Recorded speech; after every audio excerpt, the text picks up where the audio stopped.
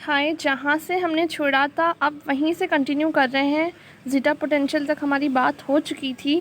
अब हम बात करने जा रहे हैं इलेक्ट्रोफोरेसिस के बारे में। Electrophoresis is very important. इस पर क्वेश्चन आना के बहुत चांसेस है, इसका डायग्राम एक्सप्लेन करना और ये प्रिंसिपल कैसे वर्क करता है। तो let's go ahead for the electrophoresis. Electrophoresis provide an experimental proof to show that the colloidal particles are charged particles. ये एक्सपेरिमेंट हमें ये प्रूफ करके बताता है कि कोलॉइडल पार्टिकल्स होते हैं वो चार्ज होते हैं, इधर पॉजिटिवली चार्ज और नेगेटिवली चार्ज। तो ऐसा कुछ ये स्ट्रक्चर दिखता है। यू शेप ट्यूब होती है, बीच में रिजर्वॉयर, एक तरफ एनोड एक तरफ कैथोड, बीच में हमने कोलॉइडल सोल्यूशन फिल कर दिया है। वाटर इसका डिस्पर्जन मीडियम होता है। तो डिस्पर्जन फेस क्या हो जाएगा, कोलॉइडल सोल्यूशन। यहाँ पे एक स्टॉप कॉक लगाते। In electric potential is applied across दो प्लेटिनम इलेक्ट्रोड्स के बीच में जो कि कोलॉइडल सोल्यूशन में डिप्ड हैं। The colloidal particles move towards one और the other electrode due to the charge on them. Charge की वजह से वो मूव करने लगते हैं इलेक्ट्रोड्स की तरफ। कौन मूव करते हैं, colloidal particles. The movement of sol particles अंदर इलेक्ट्रिक फोर्स के या इलेक्ट्रिक पोटेंशियल के थ्रू ये मूवमेंट होता है, इसलिए इसे इलेक्ट्रोफोरेसिस बोलते हैं। Depending upon the direction of movement, अगर एनोड की तरफ करेगा तो इलेक्ट्रोफोरेसिस होगा, और कैथोफोरेसिस या एनोफोरेसिस भी बोल सकते हैं कि किस तरफ मूवमेंट करेगा उस पर डिपेंड करेगा ये। नेक्स्ट की बात करेंगे electro osmosis. The medium will have in opposite direction to disperse rays under the influence of applied electric potential की वजह से अपोजिट डायरेक्शन में मूव करेगा। The movement of dispersion medium under the influence इसे electro osmosis कहते हैं, और इस प्रोसेस के लिए भी रिक्वायर्ड आ प्लाज्मा मेम्ब्रेन। बात कर लेते हैं आगे कोएगुलेशन और प्रेसिपिटेशन, यानी कि एक मिसल टाइप स्ट्रक्चर का फॉर्मेशन, कोएगुलेट बनाना। द फ्लॉकुलेशन और settling down of dispersed phase, DM में जो डिस्पर्स्ड फेज होते हैं अगर वो सेटल डाउन कर जाएं तो इसे कोएगुलेशन या फिर प्रेसिपिटेशन कहा जाता है। फॉर लायोफोबिक सोल्स की बात कर लें, द स्टेबिलिटी इनकी बहुत ज़्यादा होती है due to the adsorption of positive और negative ions by the dispersed particles, इन्हें एब्जॉर्ब कर लेते हैं।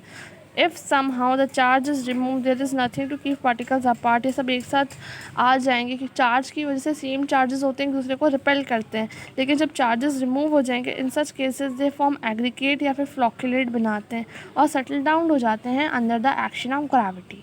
कोएगुलेशन हम किस किस तरह से करा सकते हैं लायोफोबिक सोल का बात करते हैं। Addition of electrolytes, electrophoresis, mixing of oppositely charged sols by boiling और बाय रिपीटेड डायलिसिस करके हम ये करा सकते हैं। By addition of electrolyte, when an electrolyte is added in solution it furnishes both type of ions, दोनों type के ions को फर्निश करता है। द अपोजिटली चार्ज आयंस जेल absorbed on the surface of colloidal particles से neutralization कहते हैं। Due to greater volume and greater मास, इससे बहुत ज़्यादा इसकी वजह से सेटल डाउन हो जाते हैं coagulate. The ion is responsible for neutralization करवा दिया एक तो इनका, और इसको जो ये बाद में आयंस बनते हैं न्यूट्रलाइजेशन के बाद उन्हें फ्लॉक्यूलेटिंग आयंस बोलते हैं। अब यहाँ पे एक और इम्पॉर्टेंट क्वेश्चन आता है। Next is Hardy Schulze rule. The higher the valency of flocculating ion the greater is it coagulate. जितनी हायर वैलेंसी होगी उतनी ज़्यादा कोएगुलेट होने की पार होगी। तो जैसे हम बात करें ऐसा हमें दे रखा है, तो Al+3 Ba+2 Na+ में सबसे ज़्यादा जिसकी वैलेंसी सबसे ज़्यादा उसकी coagulating the higher the valency of flocculating है, जितनी ज़्यादा वैलेंसी उतनी ज़्यादा ही कोएगुलेटिंग पार होगी।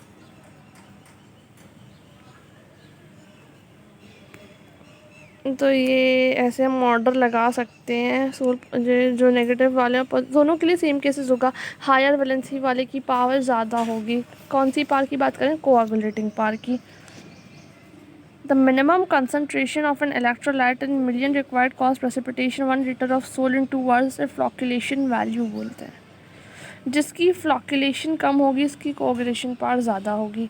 The smaller the higher the coagulating power. बात हो चुकी है इलेक्ट्रोफोरेसिस से भी हम कर सकते हैं ऐसा।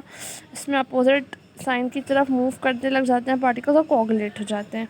Bye mixing two oppositely charge, so the coagulation of two sols of opposite charge can be effected by mixing them. जैसे कि पॉजिटिव और नेगेटिव सोल को एक साथ मिक्स कर दें, FeOH और आर्सेनिक सोल को मिक्स कर दें, तो वो आपस में मिक्स होने के बाद कोएगुलेट हो जाएंगे।